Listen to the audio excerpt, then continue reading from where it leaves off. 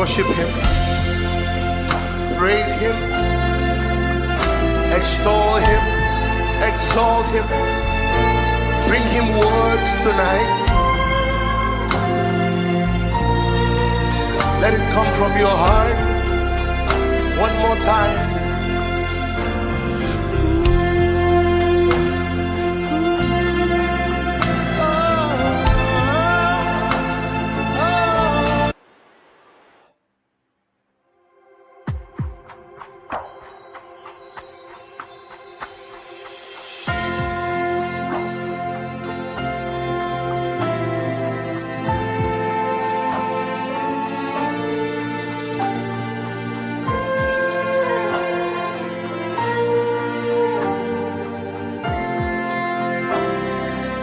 One more time.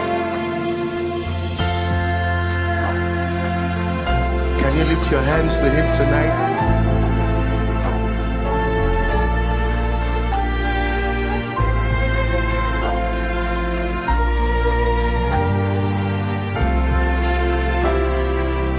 Sing hallelujah.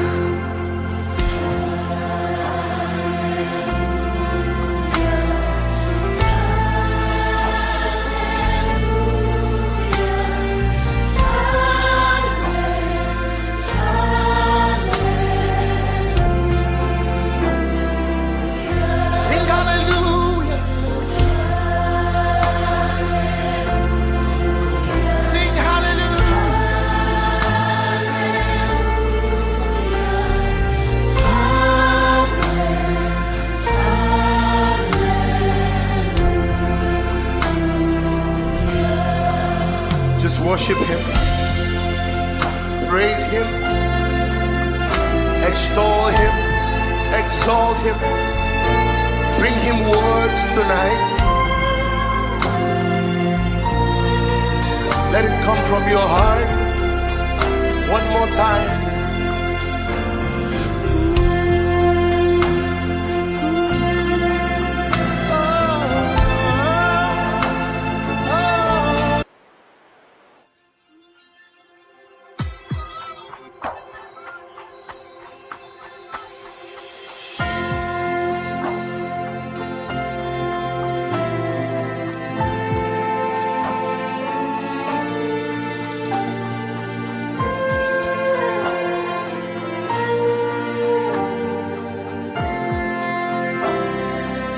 One more time. Can you lift your hands to him tonight?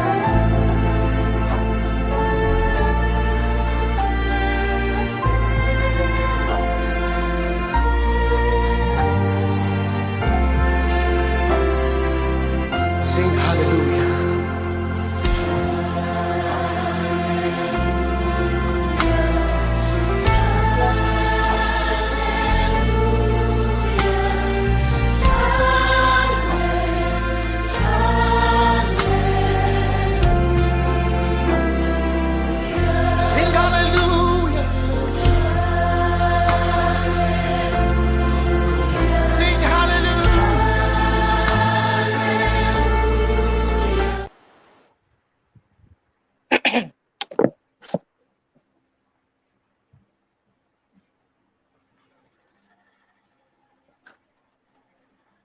All right, welcome everybody to day 3 of No Conference. Sister Aisha, are you there? Please, you can start, ma. Yes, ma, I am here. Good morning, everybody. Can you hear me? Hello? Can you hear me? Yes, we can. Oh, okay. Good morning, everybody. Welcome to another beautiful day of No Conference. I'm very sure today is really going to be exciting. All right. So today we are having a very interesting topic and people speaking today. So I'm so excited. I am looking forward to today, honestly speaking. So before we start, I want to appreciate everybody. And for some of us that have been attending the program, you could actually write out your comments and your questions Sorry, please. Let me trying to get something. All right.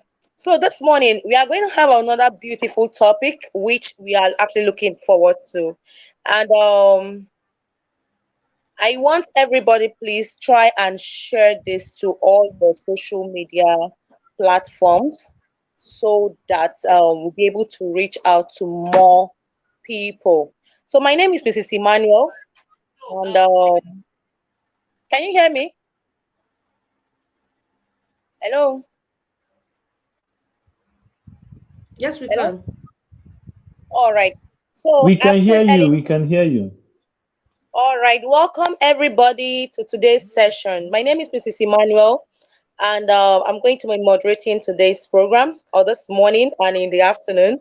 And so I plead with everyone to share this to their social media platforms on YouTube and as many as you can share. So I'm sure, please, do we have a speaker around?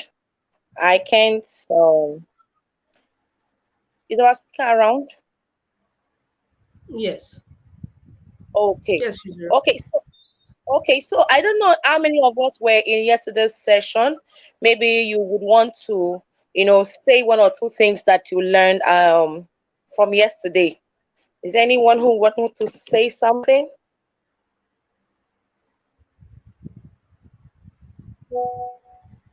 The floor is open. Okay, since we do not have anyone that would want to share, okay, I anyone that would want to share. Sorry, Please sorry. continue. Okay, thank you. So, since we don't have anyone right now, just to let you know that this program is brought to you by ATQ, that's answering tough questions of children and teens, and it's actually an amazing time. I'm sure some of you have watched through the videos that has been played just a few minutes ago. For the past 2 years, it's been amazing, amazing time. Being part of this journey from day one, I've seen amazing thing, amazing transformation, parents coming in and getting answers. I mean, it's amazing work. I must appreciate God for that. And I also want to thank our Coach Taylor, for all this you have done for the parents and for the children. Thank you so much.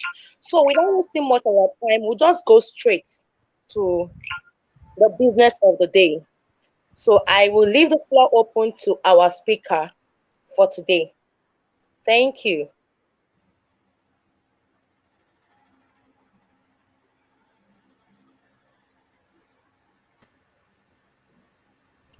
Okay. Okay, I think I can still ask without Mrs. Is it Miss or Mrs.? Sorry, please. Mrs. It's a Kauna miss. Bako, right? Okay, Miss Kauna Bako. Yes. I actually love that Kauna. I have a friend like that. So you're welcome to today's Oh, program. I'm thank you looking very forward much. to Good hearing. morning. Good morning. You're welcome. Oh, okay. Thank you. Hi. All right. Okay. Oh, now I can. Good morning, everyone. Good Um, morning. okay, so I would love to appreciate Mrs. Stella Oboko for this opportunity she's been giving me. It's quite some time now. It's a privilege that I've actually been part of. People like say the founding fathers. I'll put it that way, for always giving me the opportunity to share and also receive values from every other person here, and for giving parents the opportunity to see parenting from a different perspective. You're doing a good job, and for also giving these children an opportunity to understand, to learn what it really means. The knowledge they need to become better members of the society. So I really appreciate you for that. I'll just go straight up and with my presentation. Let me see if I can uh, try to share the screen.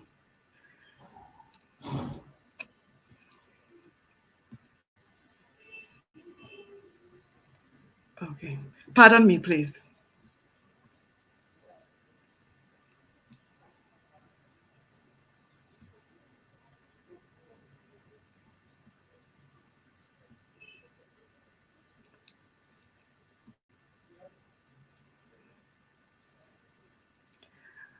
Okay, so please, can you see my screen?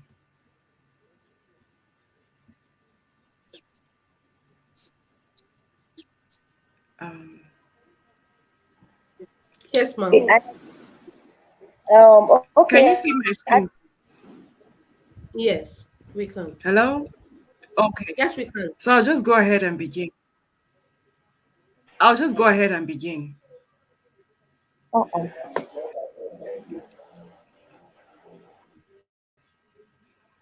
Hello? Hello, we can Okay, so hear can I you. begin? Okay, then. Good. Okay, so I'll be discussing the power of environmental influence on children Hello, go today. ahead, ma. Go ahead, ma. We can hear you and we can see your screen. Okay, okay.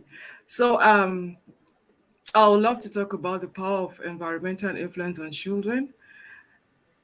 I just made a created some bullet points here so that we'll know what we'll be discussing today. So I would these are the key points that I'll discuss today, and then try to expand on it while I go on with the program with the speaking. So today I would like to talk about what or who is responsible for what the child becomes.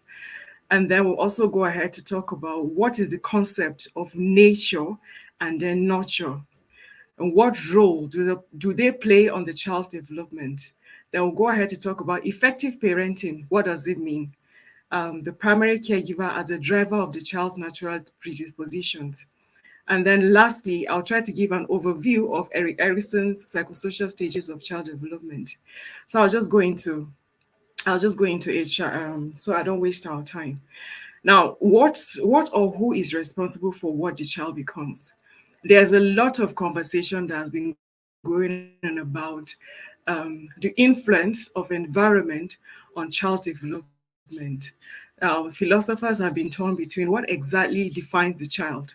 Is it his nature, that's the genetic inheritance, or if you like, heredity, or is it the environment? And that has been going on for years. Like, people are trying to understand what exactly makes the child.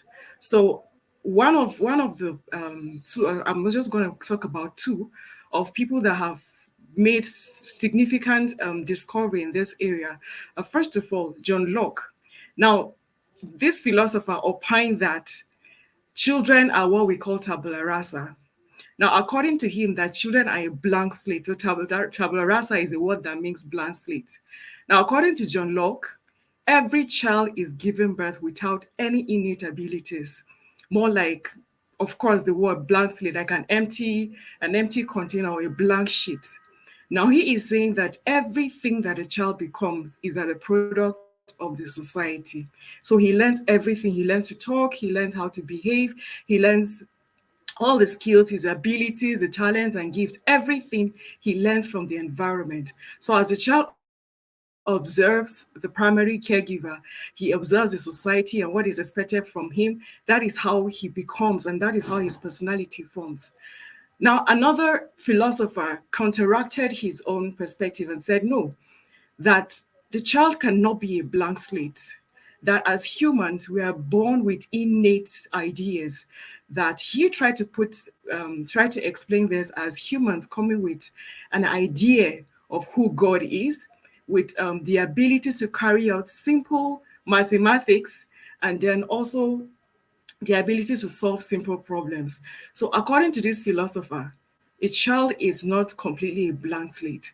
Like, as a child is born, he comes with certain abilities, he comes with certain skills and certain knowledge that enables him to interact with his environment and interact with his primary caregiver. And then um, as he grows, these are the things that defines him.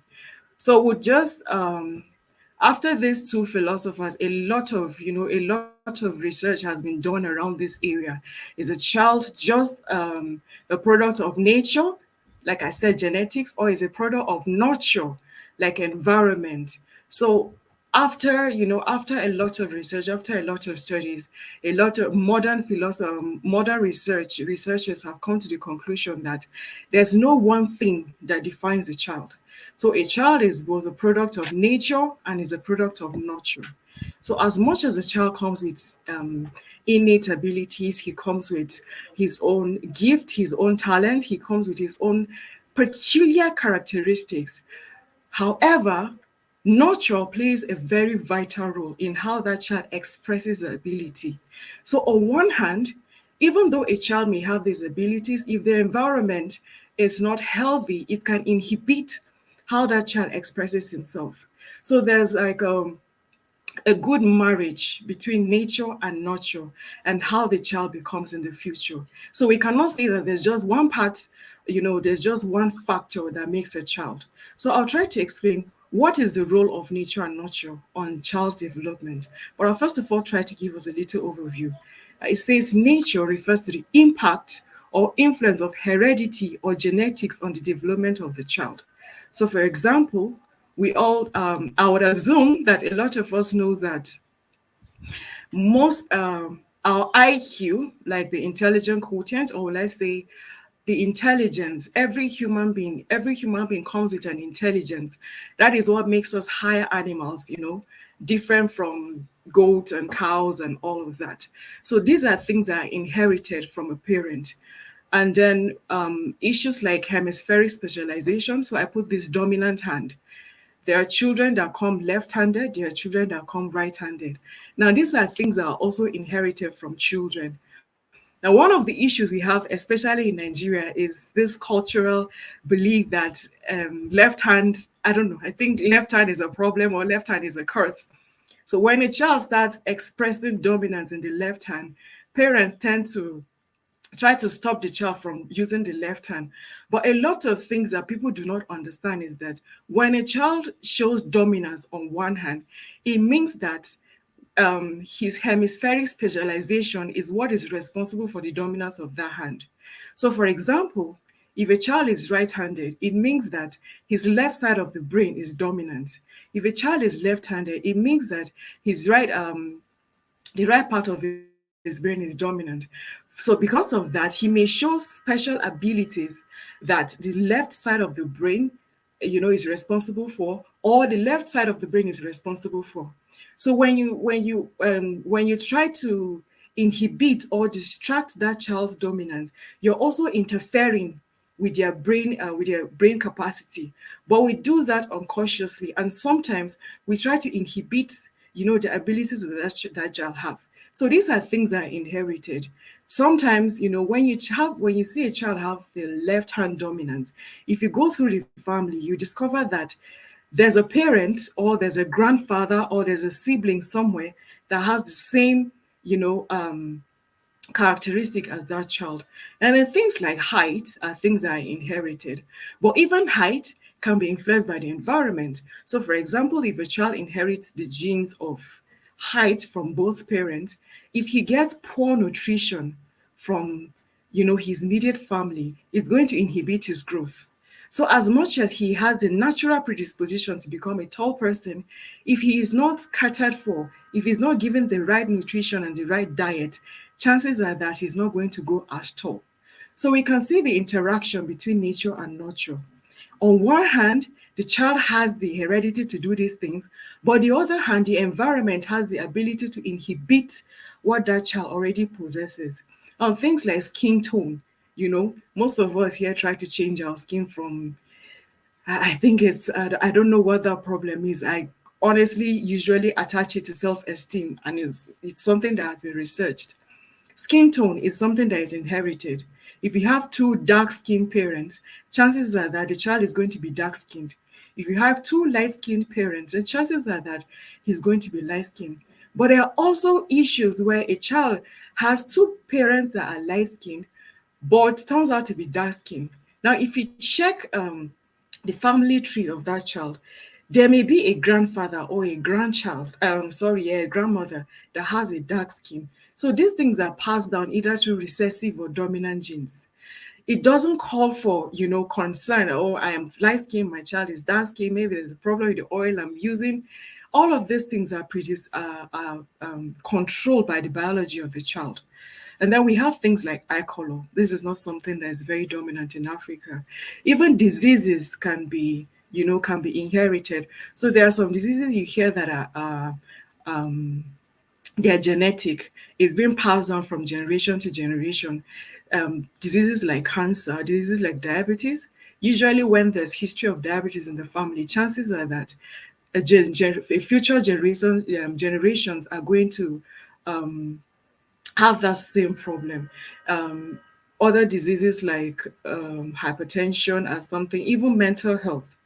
When you go through the history of the person, you discover that there's someone in the family that suffer from the same thing. Now, nurture, on the other hand, refers to the environmental factors that impact the child's development. When I say environmental factors, primarily we're talking about the caregiver. Before the child begins to interact with school, begins to interact with religious institutions, begin to interact with the society and educational institution, yeah, generally, the first person the child comes in contact with is primary caregiver. His mother, his father, if it's an adopted child, then the adopted parents. Now, whatever kind of nurturing or care the child receives from his primary caregivers determines to a large extent how that child is going to turn out. So there's no way that a child becomes a person in the future or develops a personality or shows certain behaviors or shows certain characteristics in the future that you absorb the parents of that responsibility. They have a huge role to play.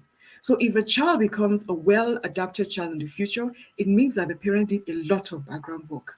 Now, like I said, how do you interact? When I talked about height, when I talked about skin color, when we're even talking about IQ. Now, if a child is intelligent, it is also dependent on the kind of environment to allow the child to express that kind of gift. Now, if a child is born in the family that do not place any value on education or do not place any value, on helping the child develop that ability, chances are that that ability, that that gift he has is going to lie to waste. If we give birth to a child where, a female child where the parents believe that female children they're not supposed to get education, they're not supposed to go to school, chances are that things like that will go to waste.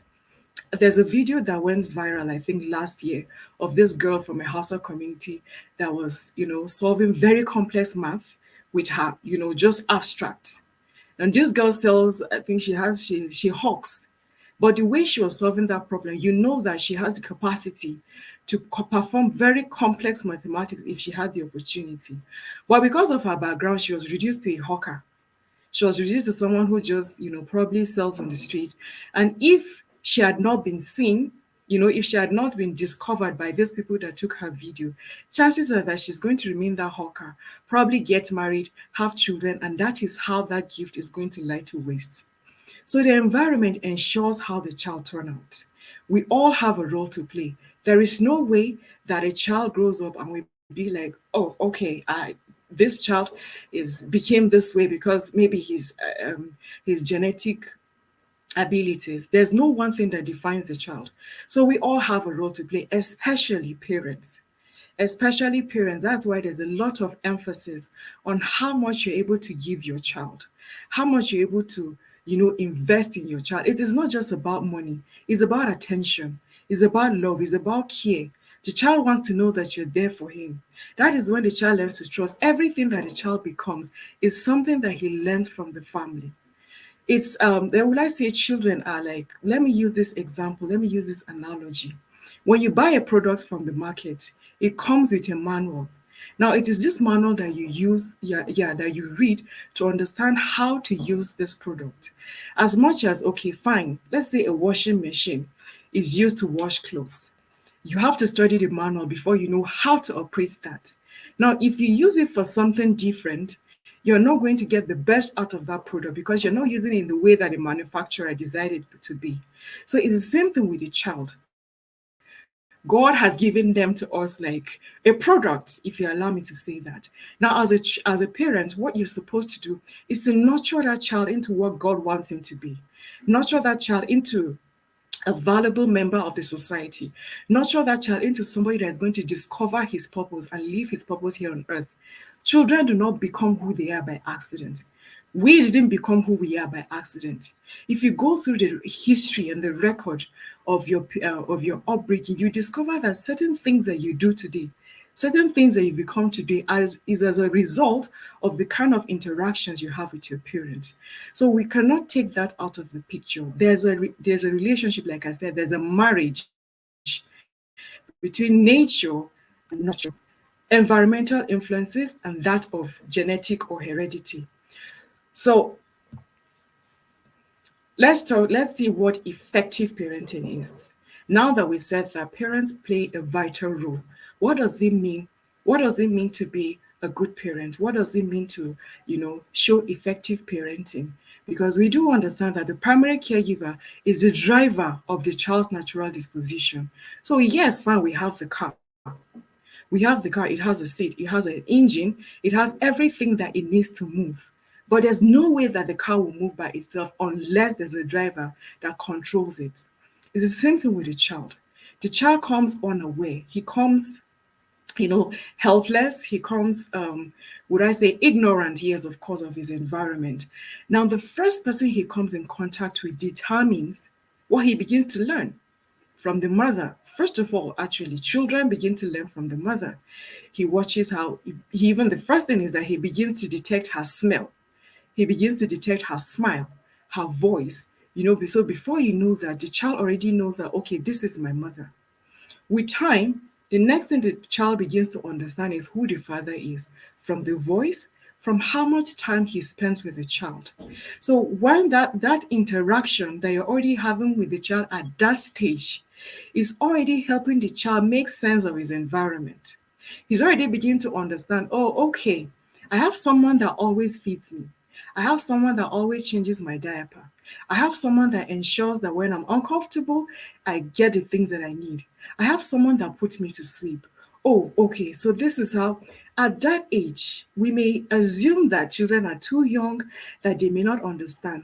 But from birth, the brain of the child is already absorbing whatever information. That is how our brains have been created. So he doesn't need to get to a certain age before the child begins to learn. It may be subliminal. The child may not begin to express what he's learning immediately, but everything that you do is leaving deposits in the child. The child watches you smile, he begins to learn how to smile back. The child watches you playing with him, before you know, he's trying to stretch his arms, stretch his hands, and see how he can play with you back. That is part of learning. So with time, the child begins to become what he thinks the society expects of him. So let's talk about what effective parenting is. A parent is a person who raises a child and provides protection and care to the child to ensure that he or she grows into a healthy, well-adjusted adult. A parent ensures that he provides protection. So the primary caregiver ensures that the child doesn't come in contact with dangerous items in the house, ensure that the child is safe, ensure that the child receives care. So feeding, changing the child's diaper, ensuring that they're healthy. If the child is feeling any kind of discomfort, if it's something that you can deal with, you do that. Or if it's something that needs medical care, then you ensure that the child gets medical care. Now, this kind of attention, this kind of love, this kind of care has to be consistent before the child can develop into a healthy, well-adjusted adult. It doesn't just happen out of the blues. It is something that requires a bit of intentionality. Like I said, children do not just become who they are by accident. We have to put in the work. Now, what is effective parenting? Effective parenting is the ability to communicate and engage with the child in a way that fosters a healthy relationship, which can enable the child to learn, grow, and thrive in his environment. So talk about communication. Now, one of the inhibitions that we have, one of the problems we have, especially I'll still mention Nigeria, because that is our immediate environment. That is where I know, that is where I grew up. We have a problem with communication. It's like there's this relationship that we have with parents. Parents are up there, children are down here. So it's like The children has to look up to you with fear, and trembling. You find it difficult, the children find it difficult to even with interact with the parents, because there's this line that is drawn between the parent and the child doesn't feel connected with the parent. Are we still together? I just want to get feedback so that I'll know that we're together. Hello?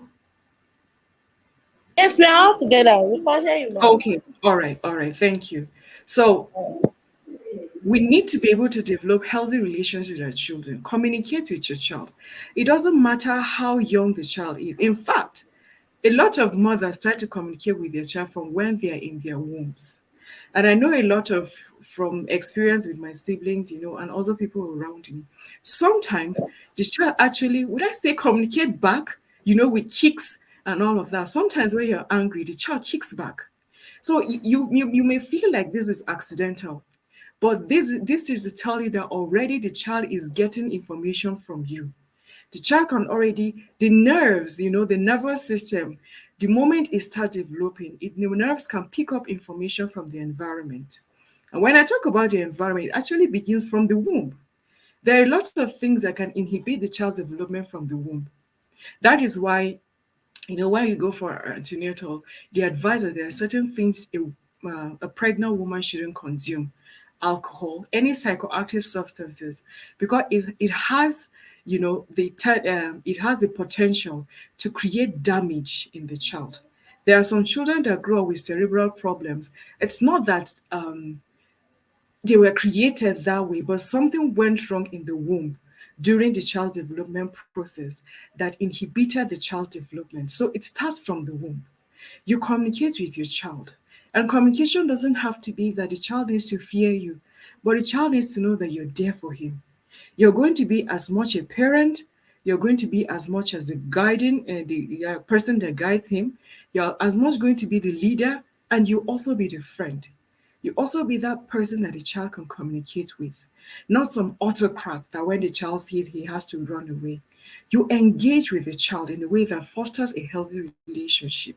Can your child trust you? Can your child talk to you? Can your child understand that you have his back? Is the child allowed to fail with you? Or is the child made to feel like the only way you love them is when they succeed? Is the child allowed to make mistakes? Is the child allowed to ask you questions? Can the child understand that you're going to be there for him, whatever the problem is? These are the things that helps the child to grow up with trust, with pride, and understanding that you're always going to be there for him. So these are the things that we need to do to ensure that a child grows up healthily. When I go down to talk about that overview on the psychosocial stages of development, we'll get to understand how every interaction you have with a child determines how the child turn out to be. Everything you do from year 1, year 2, year 3, going to determine what the child is going to turn out to be in when he's 18, when he's 30, when he's 40. So nothing is disconnected. And then nothing happens out of the blues. A lot of parents make this mistake thinking, well, I provided for this child. I give him everything he needs. I give him food. I send him to the best school. It is not enough. Like many times they'll tell you that the language that children understand basically is time.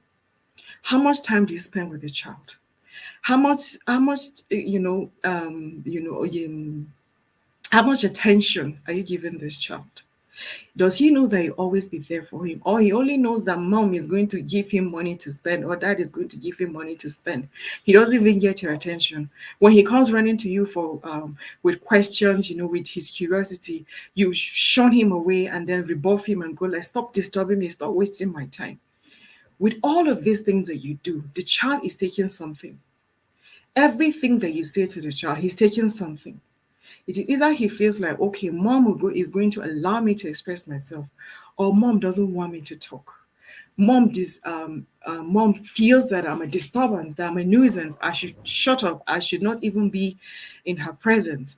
Now, everything that we do is what is going to determine how the child will behave and how the child will interact with other people in the future. and ultimately his worldview, even his perspective about God.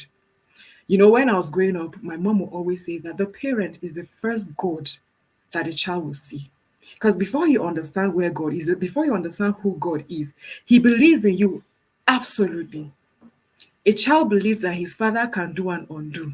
My father will buy a helicopter for me. My father will buy me a house. My father will buy me everything. My father will bring the moon down. My father will bring the stars down. As far as he's concerned, his parents can do everything. They are invincible. They are the God he sees. So the relationship you have with your child will determine how that child relates with God in the future. Because anything you tell him, if you talk about God with the child and he's saying that the thing you're telling me about God and the things you're doing, it do not tally. So is it that you don't believe in this God, or you're lying about this God, or you don't understand this God, or this God doesn't actually exist? So you have a huge role to play in how your child turns out. You are the God that his child looks out for until he grows to understand that there's a God, that actually created him, and he's the reason why we're here. And he's the one that gives us a sense of purpose. We're here because he wants us to be here. So these are things that are very, very important in raising our children. Now, one thing that I've also noticed is that basically in Nigeria, we have created a dichotomy in parenting. It is either it's authoritarian, that means overly strict, or it's overly permissive. So it's like we're between one extreme to the other. On one hand, the child should not talk, the child should not express himself, the child should not say anything, the child should just do everything that I say. I am me, and I'm the authority, and I'm the authority, and everything that I say has to stand. Whether I like it or not, it is my house. If you're not comfortable, you leave my house. I give the rules, I set the standards, you eat the food that I want you to eat, you wear the clothes that I want you to wear. That's authoritarian. And then on one hand, people that have come to understand that, okay, overly strict parenting may not really be doing the job, decided to move to the other extreme of the pendulum, permissiveness. Okay, fine, since I don't want to be overly strict, now I'm being overly permissive. The child does whatever he wants. Oh no, I don't want you to scream at my child. He's going to be angry. There's a place for anger, and there's a place for a child to understand discipline and assertiveness. So if you allow the child to do whatever he wants, by implication, what you're doing is raising an entitled child. Because when he goes into the society, he expects that every person is going to relate with him the way his parents relate with him. So if I want money, I should have money. If I want food when I'm hungry, I should have food when I'm hungry. If I need something, you must stop whatever you're doing. I don't care whether you're my parent or not. You must stop whatever you're doing and attend to me. Because that's how I'm used to. In my house, they don't used to beat me. In my house, nobody scolds me. In my house, when I'm hungry, everybody is at my beck and call. So what you're doing is that you're creating an unhealthy environment for the child.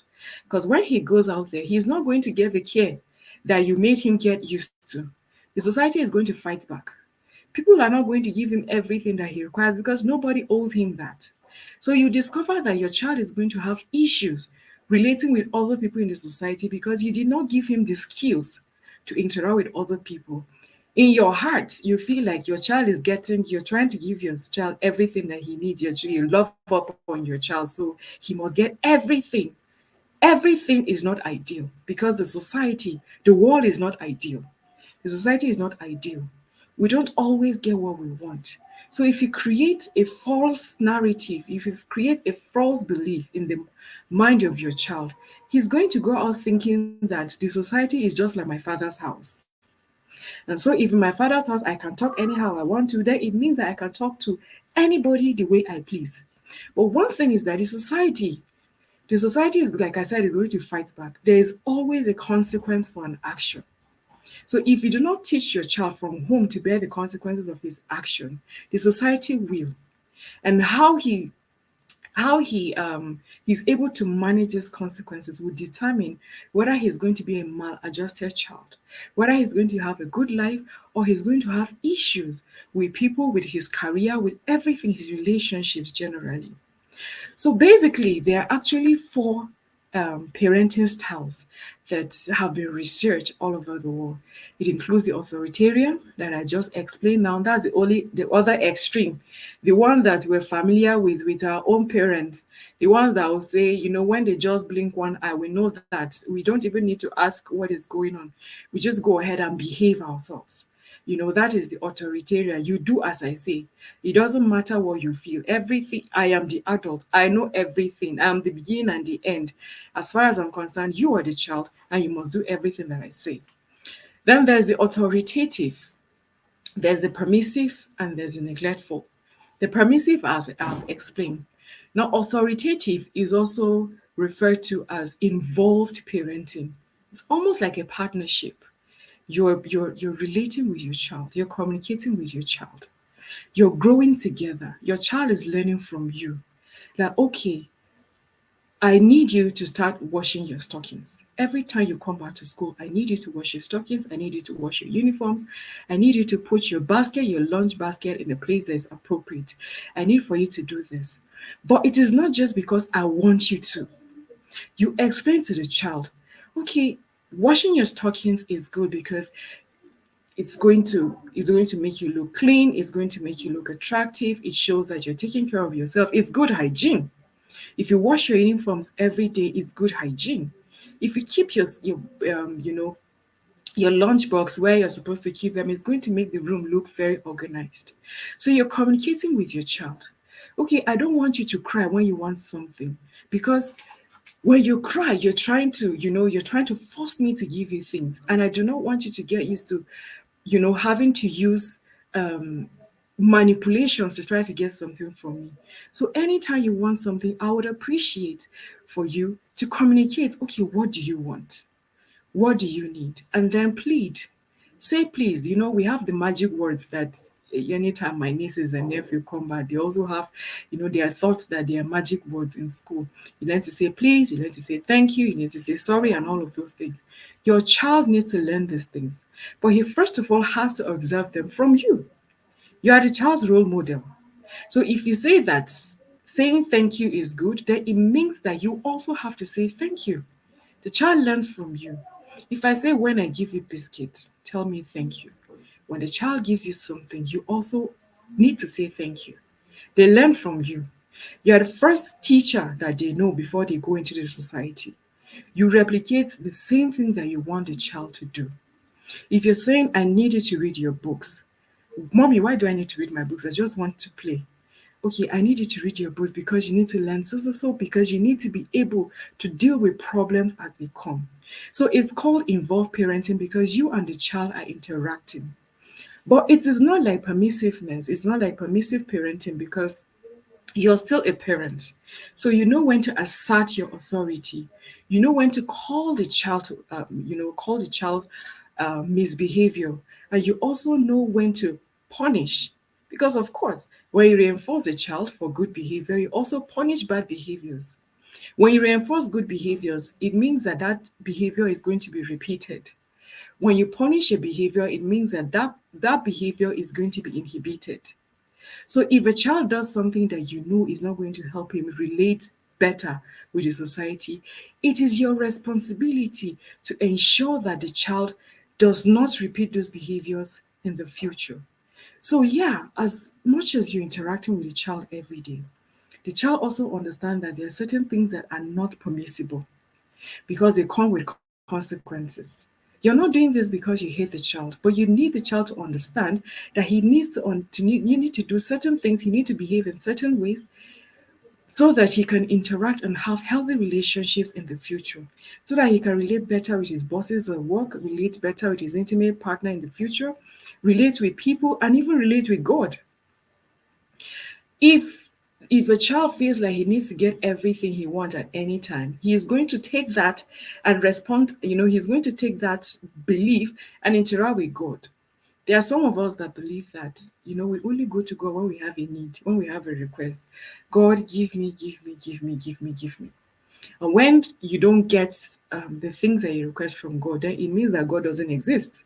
It means that God doesn't love me.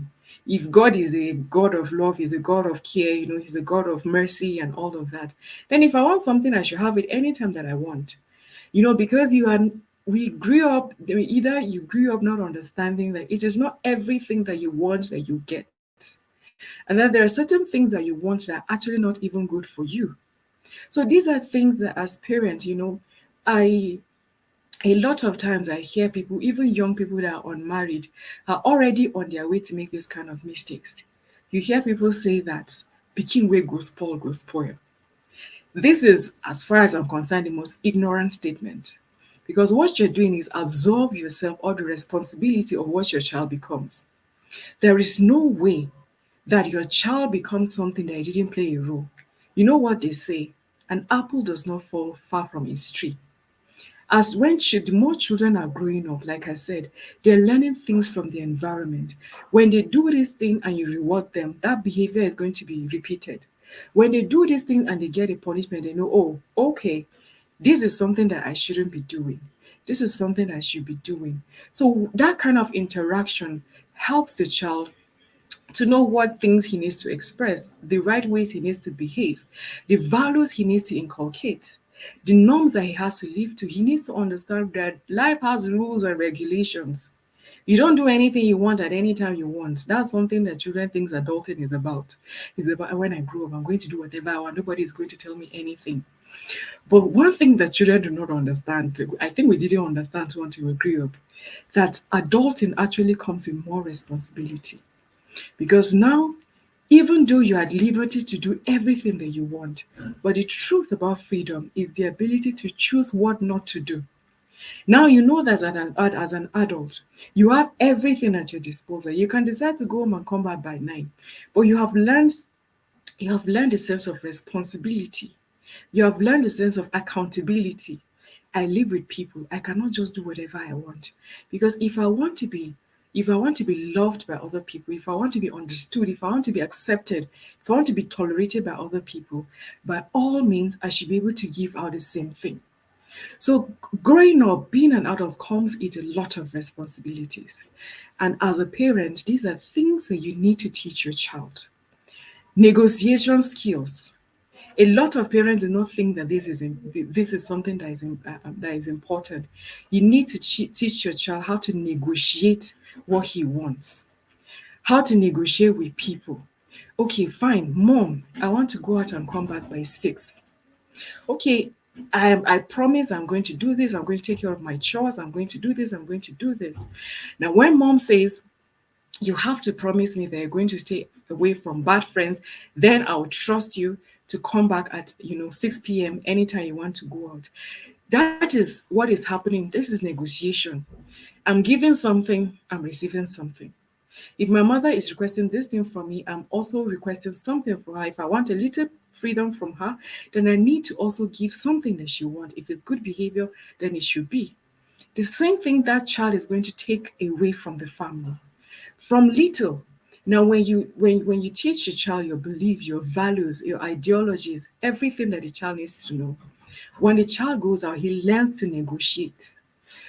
Fine, you have to live with children, you have to live with people that do not have the same beliefs as you. How do you live with them? Do you push them away? Oh, no, you're not a Christian, I'm not going to communicate with you. But when the child understands that he needs to live with other people, he doesn't have to, live their faith. He doesn't have to live their beliefs. He doesn't have to live their ideologies. But he can learn to negotiate. Okay, fine, I accept you for being a Muslim, but I'm a Christian.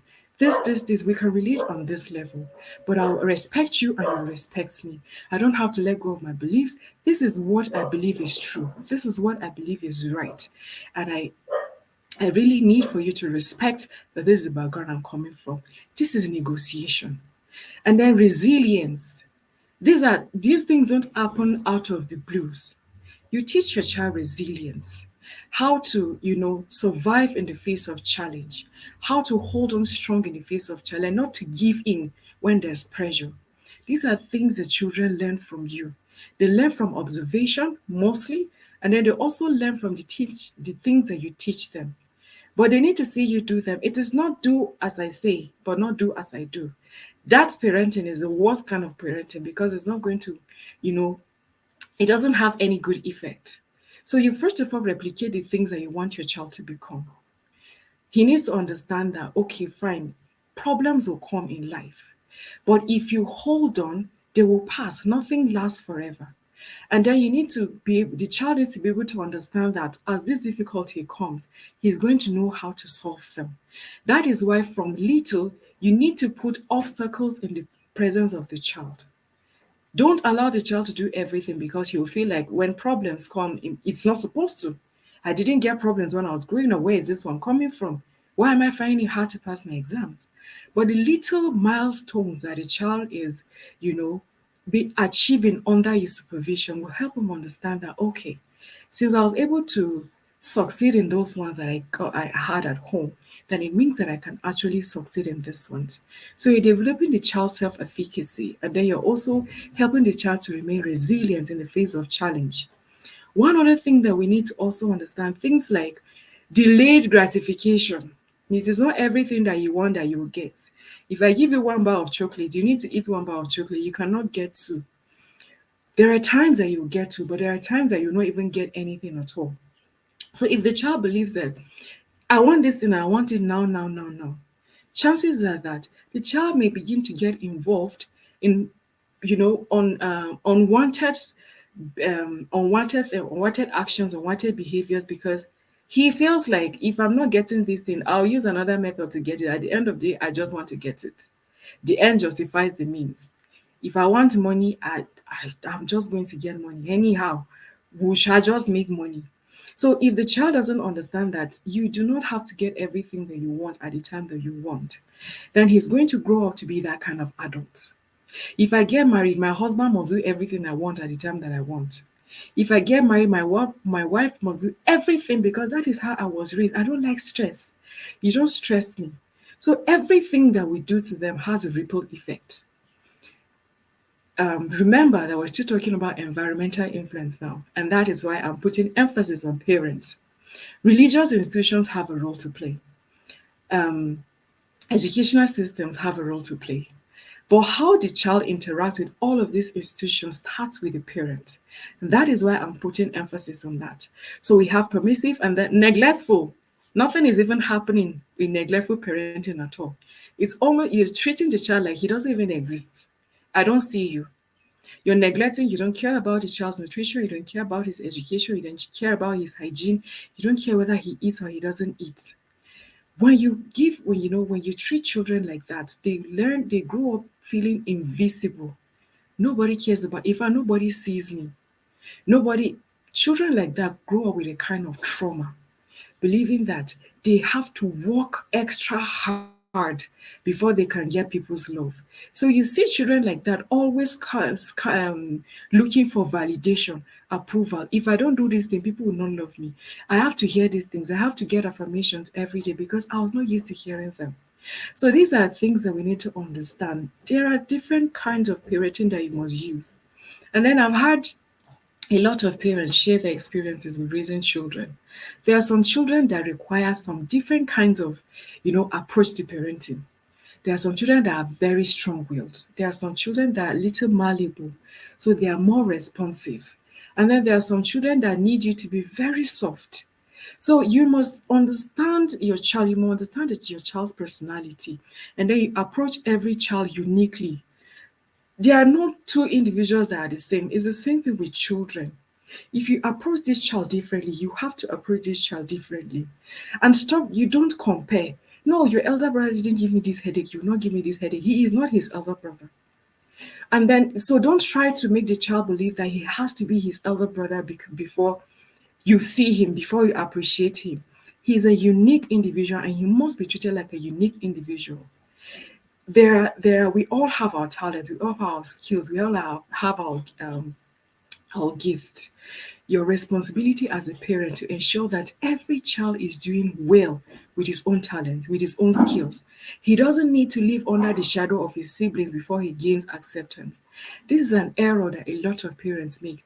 And so you find children growing up having low self-esteem and not having the confidence in their ability to get things done, because the parents have probably made them understood that you have to behave in a certain way before you're accepted. But children have different gifts and have to be approached according to, their gift and their talents and their skills also. So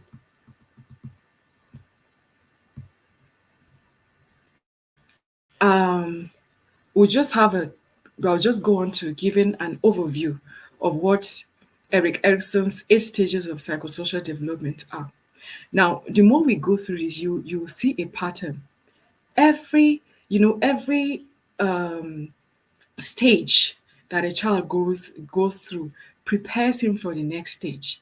So if a child is not able to succeed this stage, the problem is going to spill over the other stage.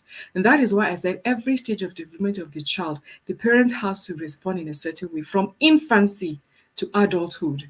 There's a tendency for us to believe that once a child is a teenager, we're done. But everything you do between that period of time determines what he becomes in the future. So I'll just make it fast, so that we can finish up on time. The first stage is trust versus mistrust. And this occurs between the period of 0 to 18 months. That's like 1 year, 6 months. So you could say that it starts from a very, very early age. Now, at this stage, like I said earlier, the child is unaware of his environment. So he depends on his parents and caregivers for everything. Now, when the care that the child gets, when the protection he gets, when the love he gets, when the provision he gets is consistent, the child learns to trust his immediate environment. Oh, I know that somebody is going to be there for me.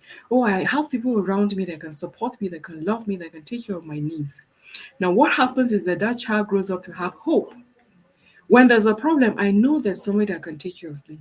When there's a problem, there's somebody I can talk to. When there's a problem, I know mom is there. I know dad is there. I know my siblings are there. So he grows up with a sense of hope. It may not be good now, but I have hope that it will be better in the future. So a child that grows up with this kind of care grows up to trust his environment. He's not anxious. He's not suspicious. He knows that, okay, I have people around me that love me. What this also means is that when future problem occurs, the child already has an understanding that there's support that is going to come because he has been used to it. This is something that he grew up with. His parents gave him that impression that anytime there's a problem, there's definitely going to be help. Now, if a child is not able to get this kind of care from his parent, what that will happen is that the child will develop fear. Why am I crying for this much hours and nobody is responding to me? Why is nobody caring if my diapers are soiled or not? Why am I feeling this uncomfortable and I'm not getting any response? Already the child is trying to understand what exactly is happening. Now, where he goes on like this, he's going to develop fear and anxiety towards the environment because he feels like he's in a dangerous environment. I am not comfortable and nobody's coming to my care. So a child like that grows up with a lot of anxiety and a lot of insecurity because he is not able to trust his environment. And so he becomes suspicious. He suspects everybody. This person, I don't trust you. I don't trust you. I don't know what you can do to me. I don't know how you can hurt me. I don't know if you're also here to hurt me the way my primary caregivers hurt me. So that is something that can happen if the child grows up without this care. Now, if we go down, you see how that can also express itself 10 and 15 years later. The next stage occurs between 18 months to 3 years. And this we call it, Eric Erickson calls this stage autonomy versus shame and doubt. Now, at the age of, 18 months to 3 years, most of us, most of the parents here that have small children within that age, you discover that your child is beginning to want to do things for himself. Mommy, I want to tie my own shoelace. Mommy, I want to wear my shoe. Mommy, I want to do this. Mommy, for one way or the other, they're either trying to wash dishes. They've started understanding that they have certain abilities, they have certain skills. They're now trying to show some level of independence. I want to do this thing myself. I want to do this thing.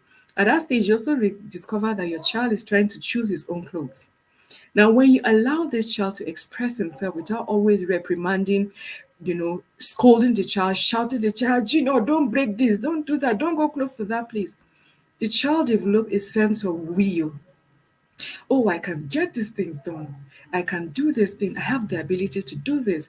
Oh, if I grow up, I could actually do this for myself. So that is one, virtue that a child learns at that age. He begins to understand that, oh, I have the opportunity, I have the chance to express this kind of things when I grow up. So he develops some kind of confidence in himself. Now, if a child is not given an opportunity to express himself, begin to feel shame and doubt. How come I'm not able to do this thing? Why is mom always scolding me? Why is it that I'm always getting things wrong? Why is it that when I do this, so he begins to feel shame and doubt his abilities to get things done. Okay, since I'm not allowed to tie my shoelace, it means that I can't really get these things.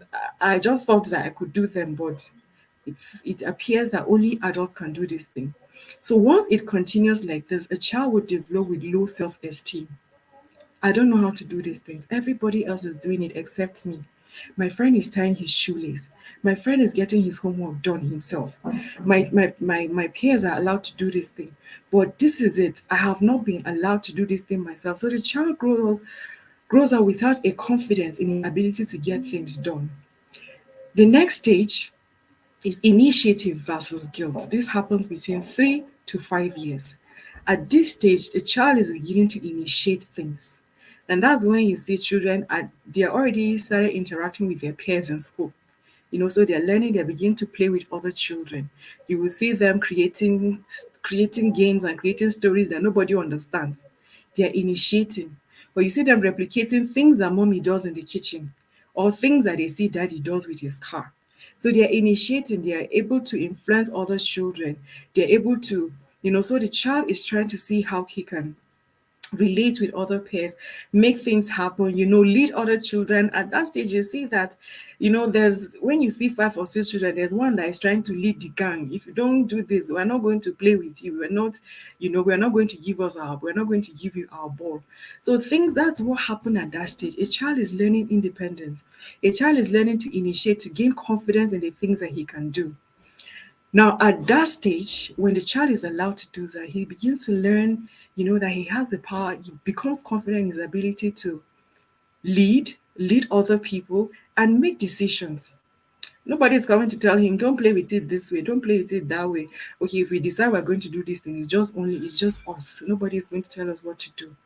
When the child grows up, he understands being initiating things for themselves. Sometimes there are some children that you see them doing certain things, or even teenagers, you feel like you don't have initiative. How can you not see that you're supposed to use this thing and put it here? Why would you not even think that there's a way you can solve this problem? So once you allow the child to do things for himself, he's learning how to solve problems. You're not solving everything for him. He's not becoming overly dependent on you. He's now, okay, if mom is not around, I can actually do this, I can actually do that. Now, when a child is inhibited from doing these things for himself, he begins to feel guilty. When you're always screaming, don't do this, you're breaking this, I didn't ask you to do that. The child begins to feel, oh, mom doesn't want me doing this thing. It's like, mom is doesn't want me to touch this. I'm breaking things for mom. I'm frustrating mom. Mom doesn't, when she's watching TV, she doesn't want me to come close. I think apparently I'm a nuisance. I give her issues. It's this stage that children begin to ask plenty questions. They are becoming curious because they are aware of their environment. Mommy, where does the sun come from? Mommy, where does the moon come from? Mommy, my friend said this thing in school. Is it true? Mommy, how a baby is born? Mommy, when you get pregnant, did you swallow the baby? What exactly happened? That's the stage that children, sometimes they can be annoying with the questions. And that is where, parents need to be very, very patient. And the question can be very frustrating. But when you send a child away, he begins to feel like, okay, these are not things I'm supposed to be asking. And he begins to feel guilty, begins to feel bad about himself. I shouldn't have done this thing. Now, when that guilt is allowed to go on for a very long time, the child becomes withdrawn. He becomes timid. Like, okay, I can't express myself. I'm not allowed to say these things. I'm not allowed to do these things. And that is how children, go out to be parents adults that cannot express themselves. They are scared. Even when they are being bullied, they can't say anything. Adults at that stage, I cannot say no because they're scared that I'm not supposed to have, I'm not supposed to talk. I'm not supposed to give my perspective. This is where these things happen. So when we allow the child to create, you allow the child to use his initiative, you allow the child to learn to do things by himself. He learns, to be purposeful. Oh, I'm here for something. I can actually get things done. Oh, I can do this thing better than this person. Oh, wow. So he begins to learn this sense of, I can do this thing for myself. I'm good at this, I'm good at that. He begins to learn meaning, purpose. This is, oh wow, This is what I can do. This is what I can do. And this is also the stage where, as parents, we need to be able to accept the child's failure. If a child fails, you love him. If a child succeeds, you love him. It's failure is also a part of success. If the child doesn't try, then he doesn't know how to get it done. But there's a lot of times that as parents, we make the child feel like if you do not get this thing right, then you're not a good child. You don't know how to do anything. You're stupid. You're this, you're that. Now the child begins to learn that there's no room for failure in life.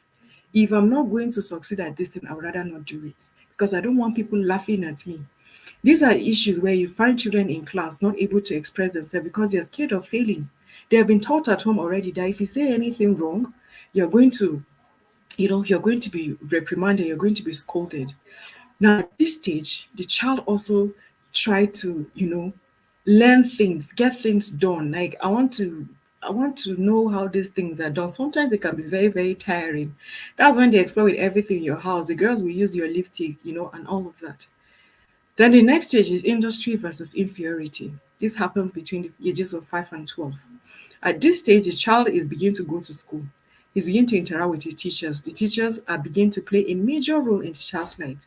They're teaching him skills, they're teaching him how to express his gift, and all of that. And he's also beginning to interact with other children in the school.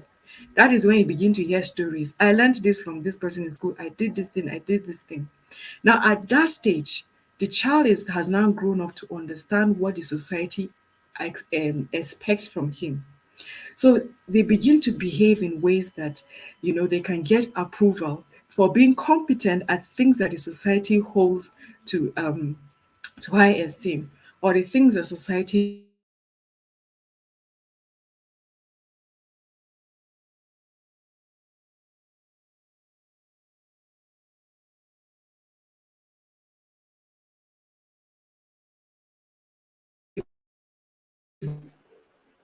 Hello.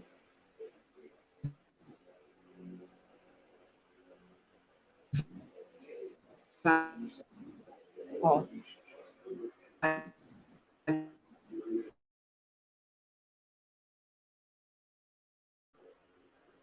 Hello, Ma, are you there? Yes, I am. Okay, I think network Hello? was flooding. I couldn't hear you. Yeah, we can hear you now. I can hear you. Okay. Okay. When was the last time you heard me so that I'll know if I have to go back? We were at Hello? hello, I can hear you. The industry and inferiority. Okay. Okay. Okay. That's where I still am. Okay, So the child at that stage, the child begins to develop competence. Can we go on? we can go The ahead, child Ma. begins to learn competence. All right, thank you. He learns to, become confident about his ability to get things done. Now, what happens is that in the future, the child becomes, knows that he can solve problems, he can manage things. When there's a challenge, I know I can do it. Since I did it when I was a child, I did it when I was a teenager. As an adult, I can also get things done. So it boosts his confidence when he goes into, his peers. He knows that if people are struggling with this thing, oh, I've done this thing before. Let me come and show. Let me teach you how it is done. Let me show you how it is done. My father taught me how to do this thing. I want to show you. So once he grows up, he doesn't shy away from problems. He doesn't shy away from challenges because he knows that I can do this. If I did it before, I can do this. So this is what this child is developing at this stage. I'm trying to make reference to the future because everything that a child learns is an asset, is a tool that he learns to manage his latter years. Now, when this process is inhibited, when a child is not able to do the things that his other mates are doing, these people are getting A, me, I'm getting F. People know how to run. I don't know how to run. My mom will not even allow me to run. People know how to paint. People know how to, create things with their hands. But I'm the only one. My mom wouldn't even allow me to go out and talk to other people. This person knows how to write already, but my mom doesn't even allow me. The child becomes inferior and begins to withdraw into himself.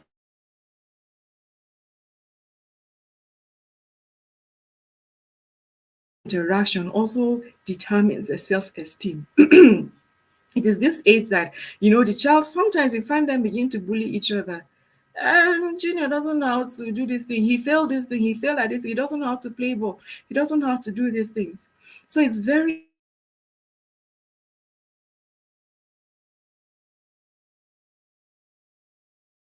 get A in English, or you can study hard. I'm going to teach you. If you're not good in this thing, you can be good in that thing. Not all of us are going to be good in everything. At that stage, you're trying to boost the child's confidence. And like I said earlier, once the child understands negotiating skills, the moment a child, has begins to face this problem with his peers, he can defend himself. When a child learns to be assertive, anytime he comes in contact with a problem, he can express himself. Oh, I don't like this thing that you did to me. Well, you know that this thing is wrong. We were taught in Sunday school, we were taught in class, our teacher said we shouldn't do this thing. So you shouldn't do that. Okay, I want to take this thing from you. No, it is wrong. It is mine. If you want something from me, you should ask me politely. So these are things that once you're able to teach the child, he learns them and applies them as he's growing up in his interaction with the society. Now, the next stage we have is identity versus role confusion. This happens between 12 to 18 years. This is the place of teenage. This is where the whole drama happens.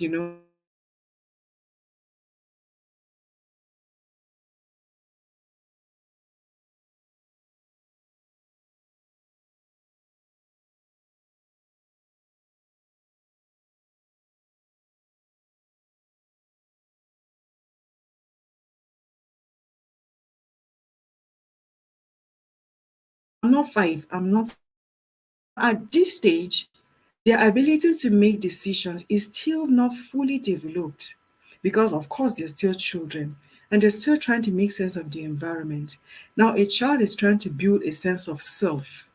Who am I? What does the society requires of me? What am I supposed to be doing? Now, issues of occupation, career, family, relationships comes at this stage. The child is trying to make sense of the value system, his beliefs, his goals in life, and the things that he needs to be doing. So at this stage, that is where identity is formed. The child is trying to understand, okay, I'm a Christian. What are the values that are required of a Christian? Oh, this is the family I'm coming from. This is the society I'm coming from. This is the culture of my parents. In my own cultural background, we don't do these things. These are the values that are required of my discipline. Oh, fine, I want to be a doctor in the future. What do I need to do? I need to study chemistry, physics, biology, and all of that. The child is trying to make sense of what he needs to be. He's trying to create a identity that is different from other people. Okay, this person is like this, my mom is like this. Who am I? What do I need to be doing? What does God expect of me? And that is the stage where parents need to, be more involved, because your child is beginning to, he's getting more influence from the society and is also trying to clamor for validation. So if you're not careful, and then peer pressure is more evident in this stage. All these cliques that children begin to have, I want to do these things so that they will say I'm also a good guy. I know what's going on, I know what's up. This is a place where we need to be very careful as parents, because this is also one stage that the devil can take away our children from us. Because once a child is not able to establish an identity or absorb the values that you've raised him with, then he can easily be swayed by every other person. So this is, that voice. The Bible says, train up a child in the way he should go, and when he grows, he will not depart from it. Training a child goes beyond paying school fees. It goes beyond taking them to the best schools. It goes beyond providing them the best food. It goes beyond giving them the best clothes. When you train up a child, you're putting in the right values. And when the child is making the decision in the future, there are voices in his head that is telling him, this things you're about to do is not right. Because this thing does not align with your faith. It doesn't align with your values. It doesn't align with the things that your parents taught you when you were growing up. There is no child that doesn't have a conscience. And that conscience, the knowledge of right and wrong. We may think that the child is going to do whatever he wants at the end of the day. That is not true.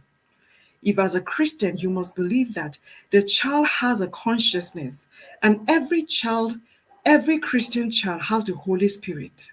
So if you teach a child how to listen to the Holy Spirit, then he's going to know how to make decisions and how to interact with his environment. There's always that voice. Even though, yes, we have certain children that can be more curious, that are more risk taking, and they want to explore things, they want to know what is going on. The truth is that there are times in children's life that will make very bad decisions. And as a parent, there's very little you can do about it. But once you give the child the right values, they will know that there's how far the child cannot go. Because he knows that this thing is wrong, whether I like it or not, these things have already been said to me.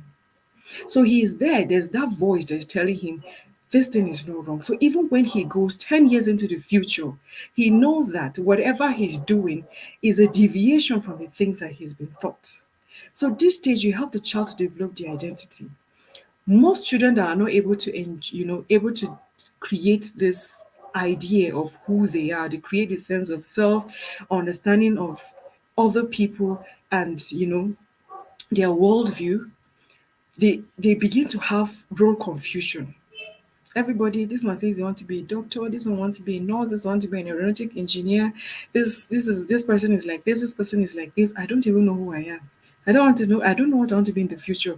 I don't even understand what is going on. And that role confusion can make a child be swayed easily. Okay, these people said these people said taking drugs is what is in vogue. They join. Oh, these people said wearing mini skirts is what is in vogue. They join. Oh, this person said he wants to be a medical doctor. They join because they do not have one thing that defines their identity. So if you're not able to help your child grow his abilities, grow his talents, grow his skills, manage his you know those tendencies to do the wrong thing, and help him manage those negative thoughts and negative perceptions, then the child is going to grow up expressing these things and getting this feedback from, once he keeps getting feedback from the society, it depends how he grow, how he interacts with people in the future. Now, at this stage, what the child learns, if the child is able to develop an identity, he learns fidelity. Now, by fidelity, it means that he's staying true to who he is. He's not being swayed. He knows that this is the person I am, and it doesn't matter what the society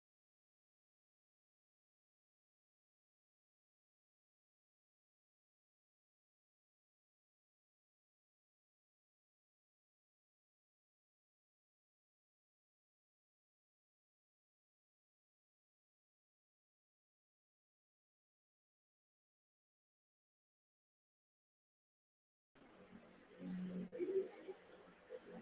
Um, Hello.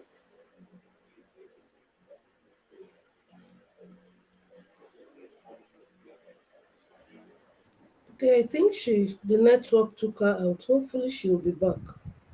Oh yes, I feel so.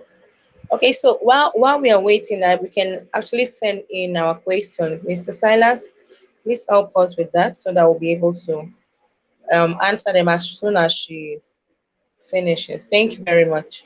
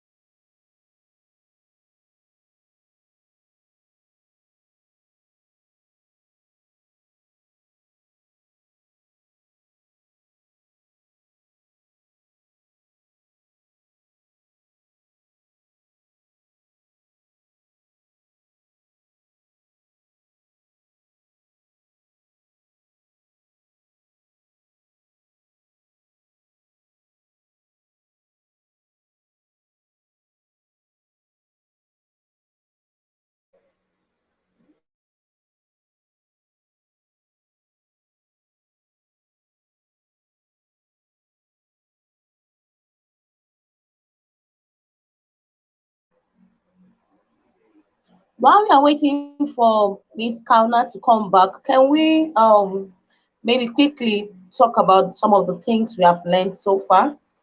I'm sure it's network and this thing we can just predict them. Can we talk about what we've learned so far so that, well, Let's be sure that we were there and we got something. Okay.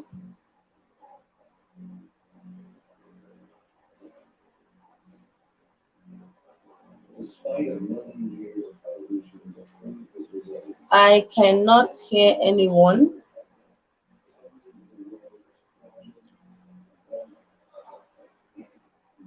Okay, so Coach Stella, please can you get back to her to find out the problem? That's what I'm trying to do. That's what I'm trying to do. Okay, okay. So we'll just keep holding on until she returns.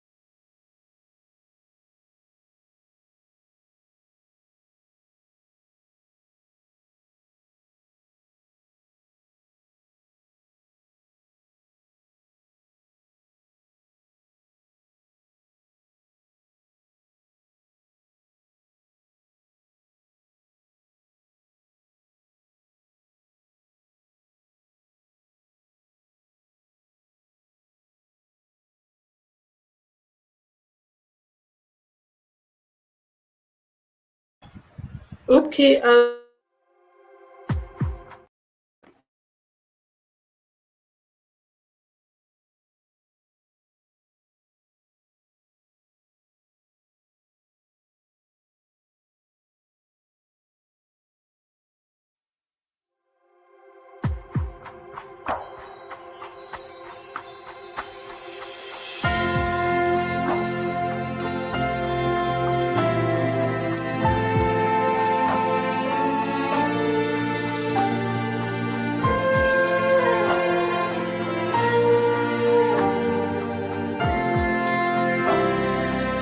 One more time.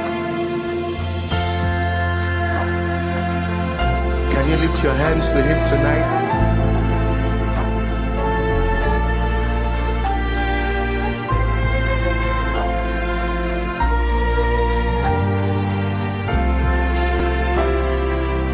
Sing hallelujah.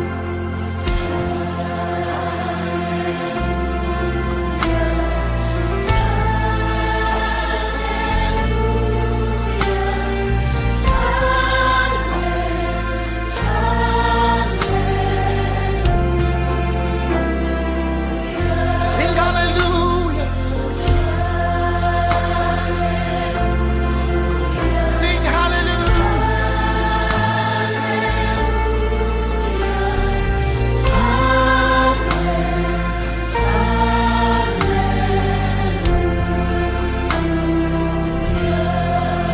Just worship Him, praise Him, extol Him, exalt Him, bring Him words tonight. Let it come from your heart. One more time.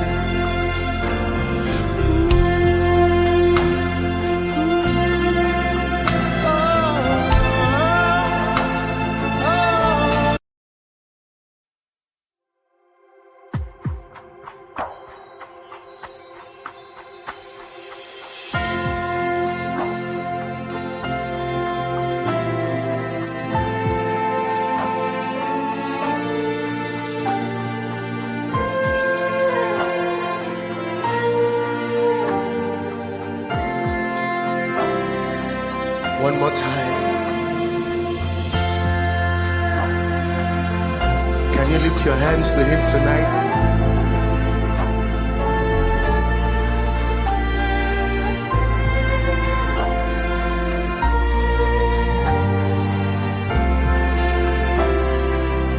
Sing hallelujah.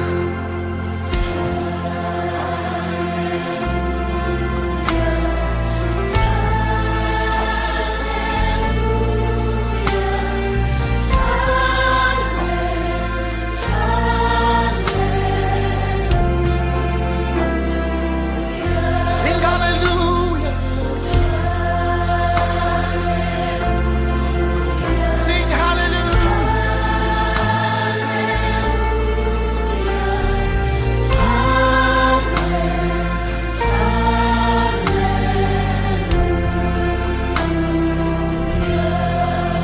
Just worship him, praise him,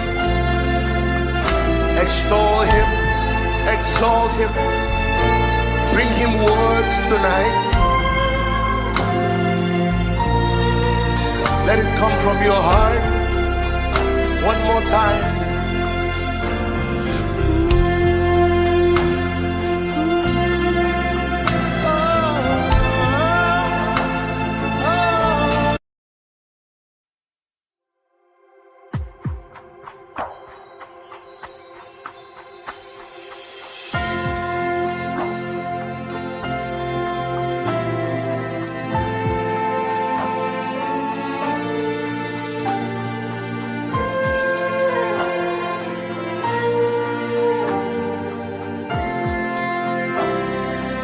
One more time. Can you lift your hands to him tonight?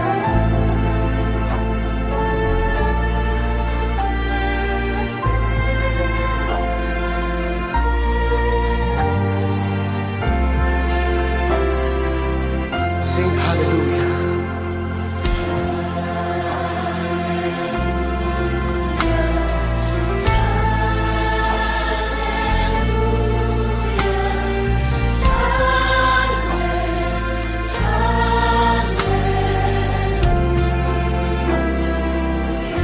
Sing hallelujah. Sing hallelujah.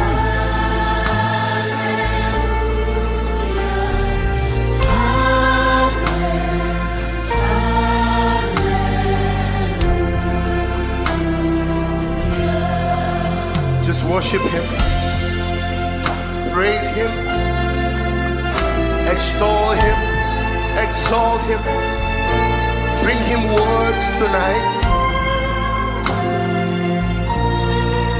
Let it come from your heart. One more time.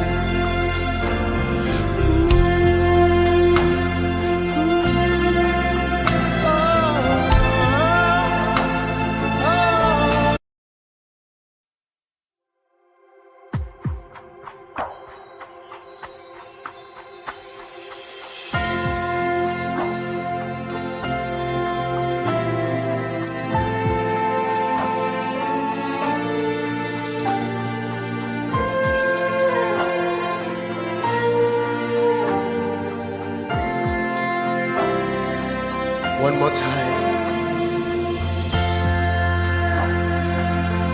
Can you lift your hands to him tonight?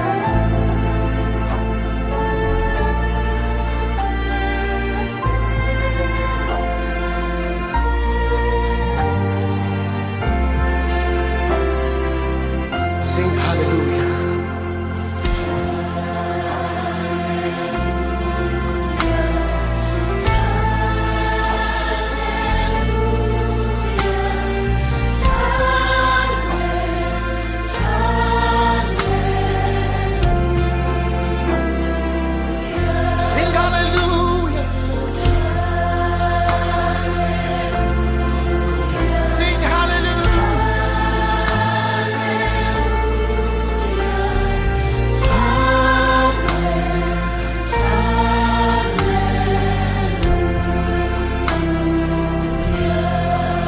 Just worship him, praise him,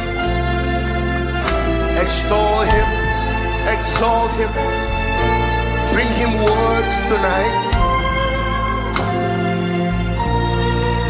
Let it come from your heart. One more time.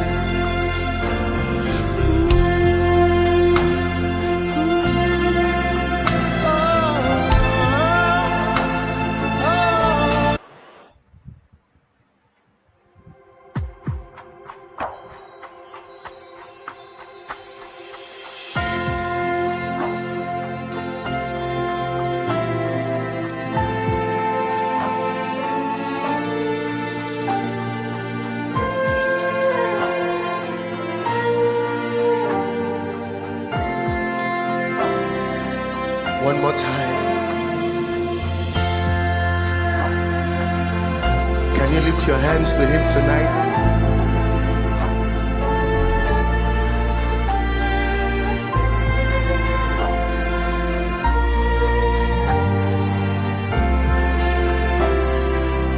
Sing hallelujah.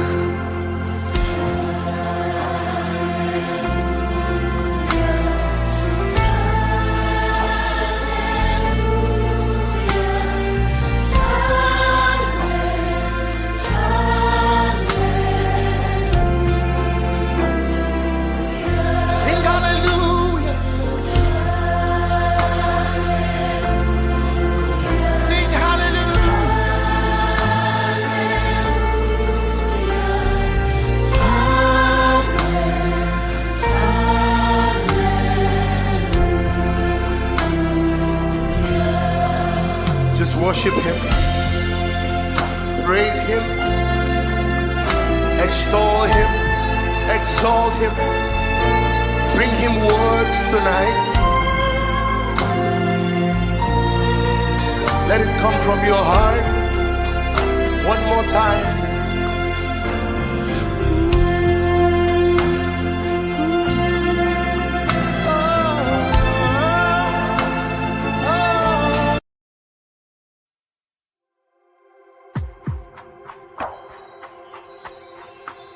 All right.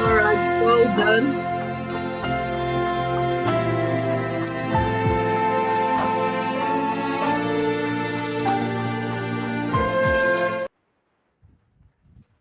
Okay, thank you, everyone. I have been trying to reach Miss Kauna, but she's not picking her calls yet. Just hope all is well with her. Thank you so much, everyone that has been on this call this morning. I know you have gotten value from today's session. I have. In fact, I was so focused on my screen that I said I would rewatch. I was writing, but I wasn't writing so much because I just wanted to gain everything she was saying. Thank you so much. And Grace One, God bless you, ma'am. Yes, God bless you too, ma'am. Thank you so much. I know you have gotten value for today's session. Thank you. God bless you all. Would have loved to take our questions if she was here, but she isn't here for now. Some of the things I got from today's session and I wrote out here. Someone is saying a parent needs not to be authoritative or over pampering. There is a place for negotiation and discipline. Yes, there's no need to be at any extreme. Just have a balance. Thank you so much, Ude Queen, for saying for putting this down. Thank you so much. I gained a whole lot for myself from this session. I don't know about you. No one thing defines a child. A child is a product of both nature and nurture. Oh, she's back. Welcome back, Kauna. I don't know what happened, but we're just so happy to have you back. You're welcome. I'm so sorry. You can continue, ma. Thank you. Okay, let me read this. I hope you heard everything because it may appear that my network locked me. Hello? I can hear you. We can hear you. We can hear you. Yes, ma'am. So continue. Oh, sorry. I said I hope I was able. Everything was concluded because it kind of locked me out. So I don't know if you heard everything to the end. Okay, you were talking about the teenagers, the teenage stage, where I think one of the last things you were saying about is so they wear when people when they hear when they see others wear mini, they want to wear. When they see people take a substance, they want to try it. I think thereabout. That was around the place you stopped. Yeah, Oh, wow. that was around the place we had you Okay. last. Wow. Wow. All right, let me make it very fast so that I don't Thank keep you. us longer. Thank you. All right. Okay, oh,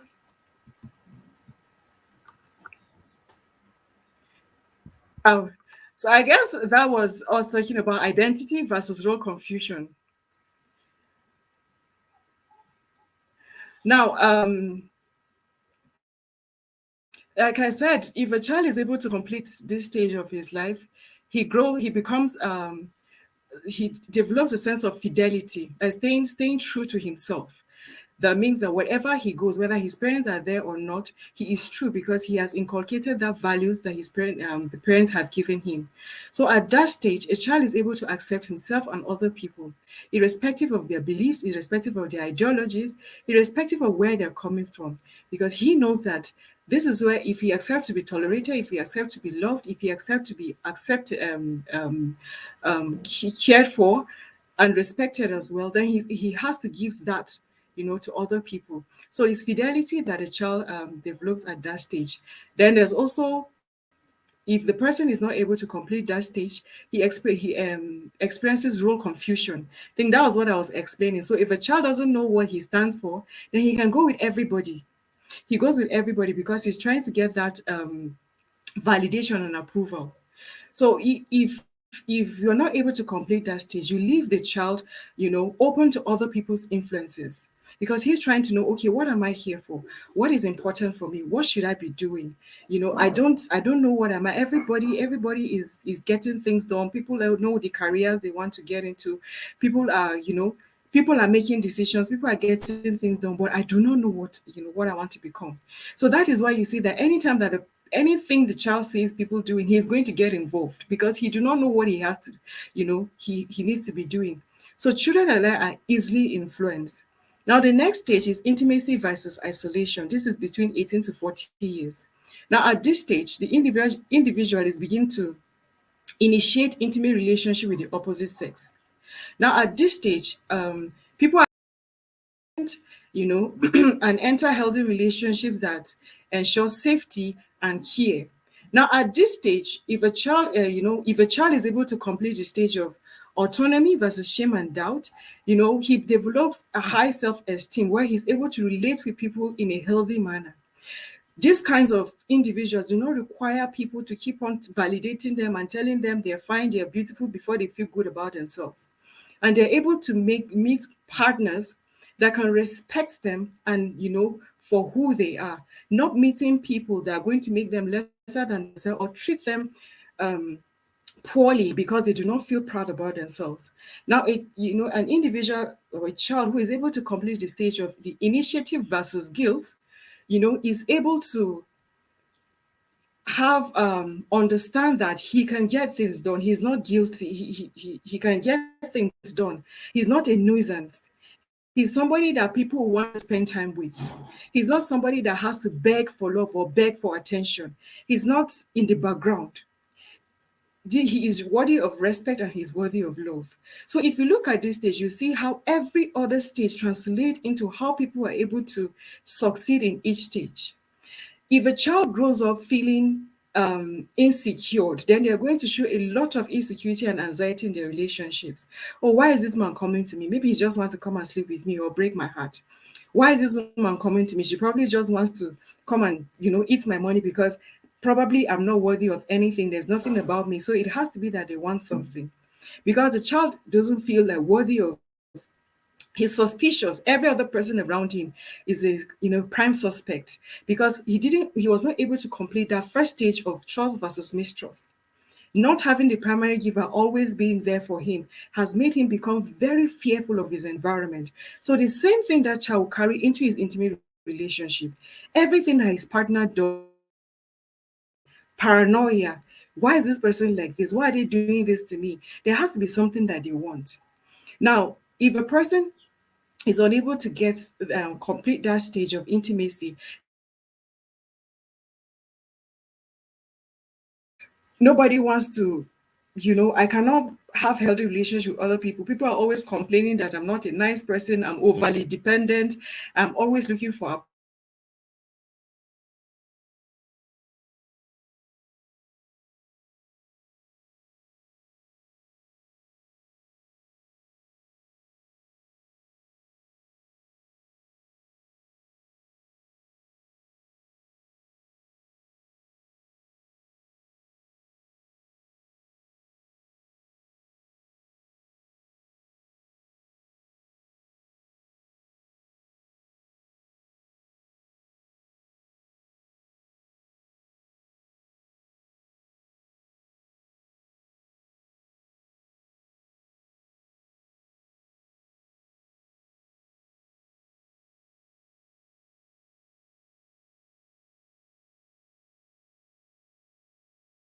We're not trying to learn we're not trying to learn our identity. We're not trying to learn how to deal with the society. We're not trying to learn how to interact with the society.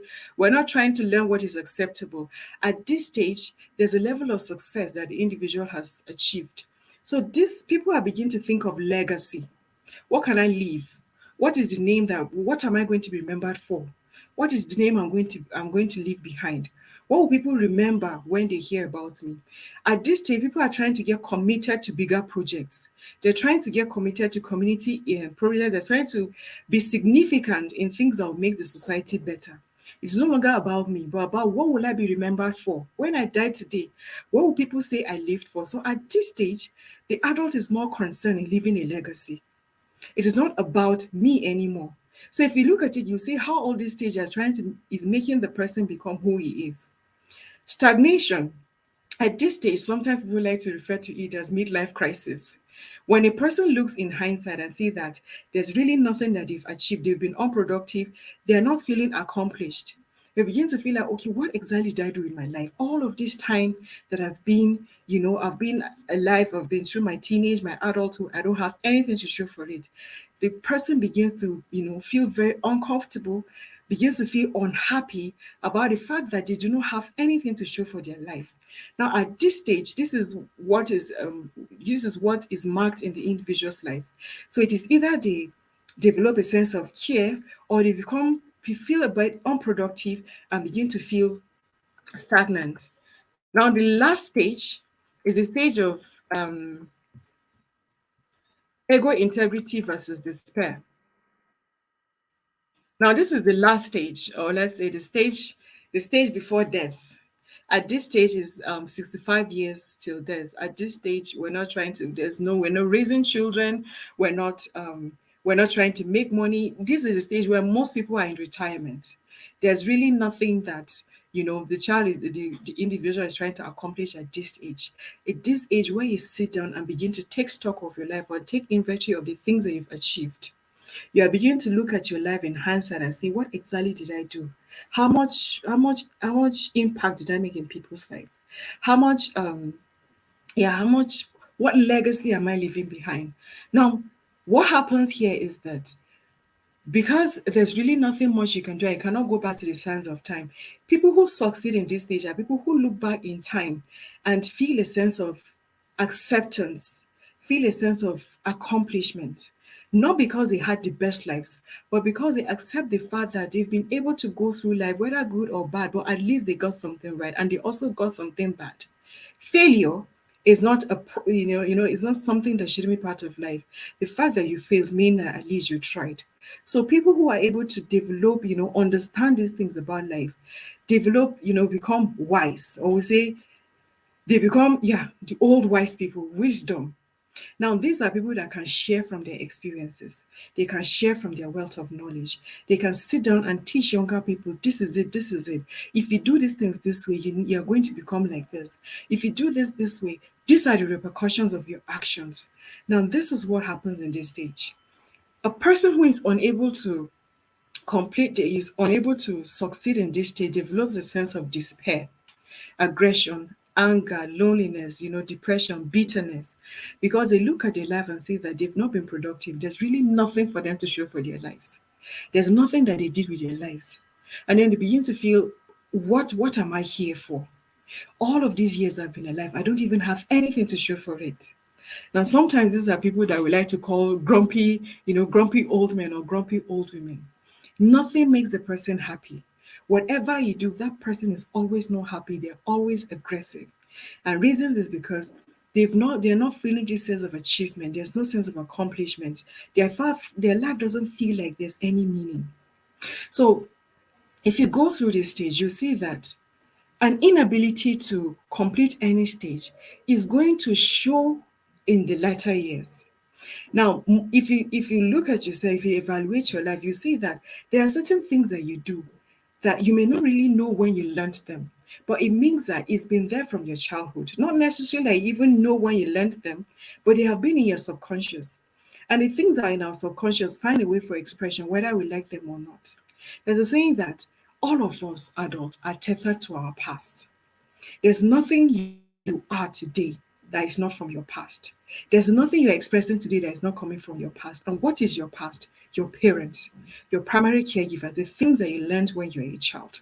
So when we understand these things as parents, we become more deliberate, we become more intentional. The Bible says, train a child in the way he should go, and when he's grown up, he will not depart from it.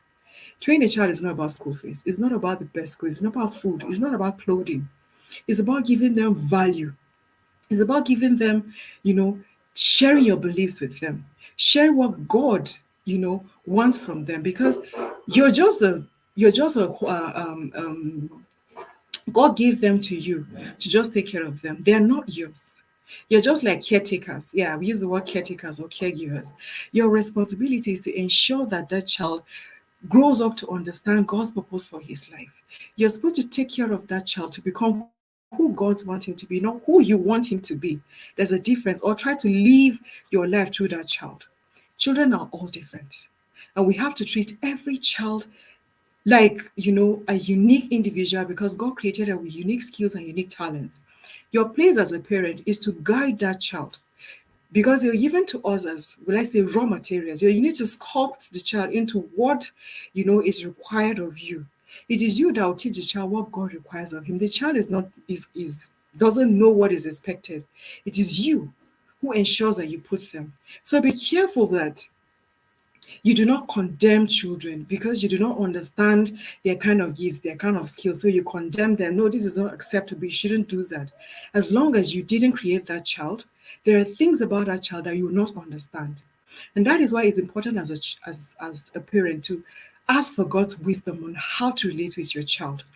You are not the creator of that child. And so you need to consult the person that created, the child, so that you can know how to relate with them. We have a big responsibility as parents to ensure that we train our children to become what God wants us to be. And before we do that, we have to be role models. We have to be a reflection of that thing that we want to teach our children. So you check out and then you see that everything that we become from childhood to adulthood has something that the parents put inside. So a child is not completely a product of just one. He's a product of nature and nurture. His nature comes in, like I said, in the raw material form.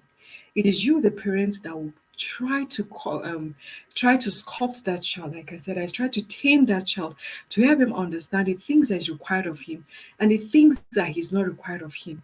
And then when he grows up, that is how he learns to become an adjusted member of the society. So we need to understand. There's nothing like, I don't know how this child turned out. I did everything. No, you didn't do everything. If you did, then the child would understand what is required of him. We need to try. There are points that it becomes very, very difficult, especially at the stage of teenage. At that time, they can be very rebellious.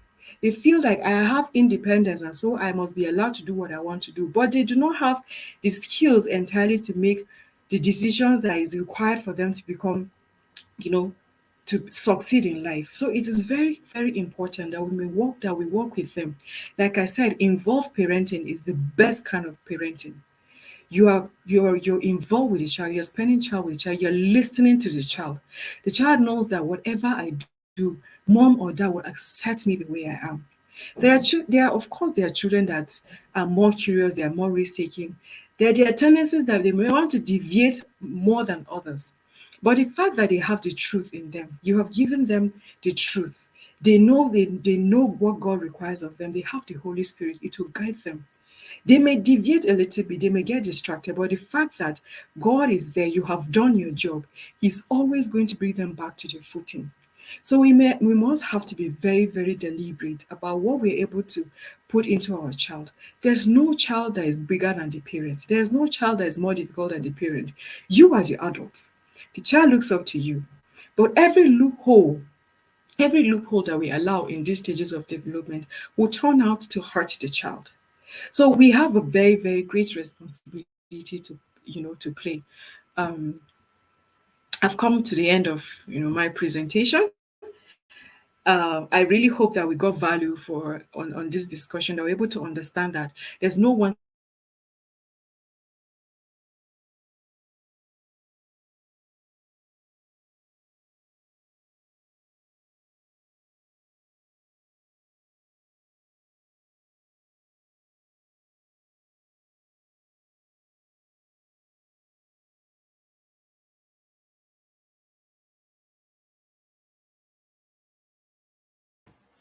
all. Okay, I think the network is at it again, but wow, thank you so, so much. It's been an amazing session. I know you've got so much. Thank you, thank you, thank you for being here with us today. I'd like to see your comments, would like to see your feedback. What was the session for you? Do you have a question for Kauna? Please type in your question and we will ask her. Hopefully the network will let her speak again. Wow, amazing, amazing, amazing, amazing. Involved parenting is the best form of parenting. Our children should be able to talk to us. Our children should be able to relate with us. Our children should feel accepted at home. Thank you so much. Also, she said, remember, you are the first teacher your child knows before he moves into the society. Children are a product of environment. Sorry, your children are a product of nature and nurture. You are the one that will sculpt your child into what that child will become in the future. God has given you a raw material. You are the one to do the work of nurturing. Whatever your child becomes, you played a part in it through the way you parented. Thank you so much, so much, so much. I'd like to see our comments. Any comments, please put it on the screen. Let me see and read it. If you have comments, please, let's see the comments on the screen. Yeah, some of the things she said is that the relationship you have with your child determines the relationship your child shares with God in the future. That's true. Where you show your child God, that's the way your child will see God. The values and the morals your child will adapt must be displayed by you as a parent first. Modeling. Allow your child to use their initiative to be creative, learn, and grow. So many things we shout and we'll tell our children to stop doing. Actually, some of the things they need to do in that stage. So much value gotten. Do we have questions? Do we have comments? Please put it on the screen. All right, so please share. Please share. We want you to share. We want you to subscribe to our YouTube channel, follow our Facebook page, join us on our WhatsApp group, join us on our Facebook group. It's interactive there. That's where these questions are answered. On our WhatsApp group, we have activities. So please join. Yeah, the care a child receives from the primary caregiver determines how the child turns out in the future. In fact, this is really big, that the way you treat a child before a child gets to 18 months is very vital. Very, very vital. So a child can lose trust in people just by the way we treat them at that infant stage. That time we even think this child doesn't understand anything. The Lord will help us. So much value gotten. Thank you so much, Nchedo Gesimba, for that comment. Thank you so much. So much value gotten. Yeah, thank you for making this happen. Thank you too, Mrs. Patience. God bless you for being here today. All right, I think we should be bringing this session to a close now, since there are no questions. Please find time to watch again in case you didn't start from the beginning. Share, tell your friends about what's happening. No conference starts resumes 4:30 this evening. Yeah, 4:30 this evening, and we'll be having Mr. Bere Pele Abibo. Trust me, that session will be powerful. Please don't miss it. Don't miss it. Share, share, share once again. All right, so thank you and thank you and thank you for being here with us today, for being here with us in this first session.